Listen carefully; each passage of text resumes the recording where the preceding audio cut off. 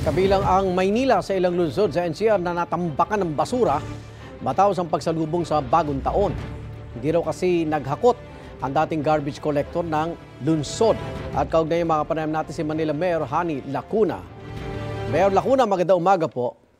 Magandang umaga po, Igan. Magandang umaga sa inyong mga taga-subaybay. Kumustahin lang po namin kung nakolekta ng hubay yung nagtambak na basura sa lungsod. At patuloy naman po ang pangongolekta natin sa mga nakatambak na basura po sa buong Kamaynilaan. Ba't po nangyari po yan, Mayor? Ayon po sa ating nakalap na report sa ating pong DPS, ay may ilang araw po na yung dating service provider bago dumating ang bagong taon ay hindi na po nakapag-kolekta sa iba pong mga lugar. Kaya po na hindi lang po na doble ang dami ng basura na kukolektahin ng bagong service provider pagdating po ng Enero 1. Kailan ba dapat nagtapos yung kontrata nung dating waste management collector na yan? December 31 po, Igan. December 31? Opo. Tapos yung bago po, yung mga bago na mga Yan. kontraktor, hindi rin ba nakapaghakot? Sila na pong naghakot magsimula po ng January 1. Daman Opo. nga lamang, yung mga naiwan pong basura ng December 30 and 31, sila na rin po ang sumalo. Kaya nga po, 4 times the amount of garbage po ang sumalubong sa kanila. Kailan po sila tumigil maghakot kung ang kontrata hanggang December 31? May mga lugar po na at 30 pa lamang po ay wala nang kinokolekta. Kaya nga po meron tayong mga kababayan na tumatawag po sa atin na hindi ho sila nadaanan ng dating service provider magsimula po ng at 30. Kaya ang ginawa po nila, inilalabas na lang po nila sa mga kalye yung kanila pong mga basura na sinalo naman po ng January 1 ng bagong service providers natin. Pero Mayor, ganyan ho ba talaga sistema na basta ko na lang itatapon sa labas ng bahay ko yung basura? Wala ba tayong parang pupuntahan ng kolektor?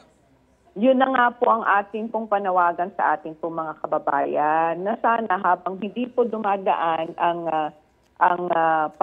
nangongolekta ng basura ay wag muna po nilang ilalabas. Tangan nga lamang po, hindi rin naman po natin sila masisi kung marami na po silang basura sa loob ng kanilang mga tahanan. Opo. Kaya nga po, siguro sa kagustuhan nila na makolekta agad, sa mga kalye po nila inilagay yung ating po mga basura. Ako na po nanghingi ng paumanhin sa naganap na problema sa ating basura, sa ating po mga kababayan.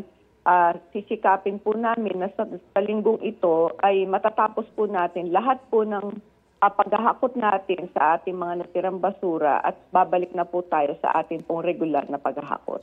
Opo, may mga reklamo po yung mga establishmento, negosyo no, na naapektuhan, lalo na raw po yung ibang nagkakasakit.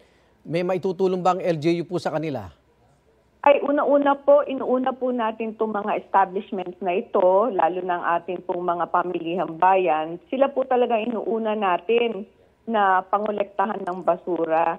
Ang atin naman po mga health center ay bukas rin po para po tugunan kung meron pong nagkakasakit dahil po sa mga nakatambak na basura. Opo. Ang ating pong pangongolekta magsimula po ng Enero 1 ay 24 hours na po. Okay.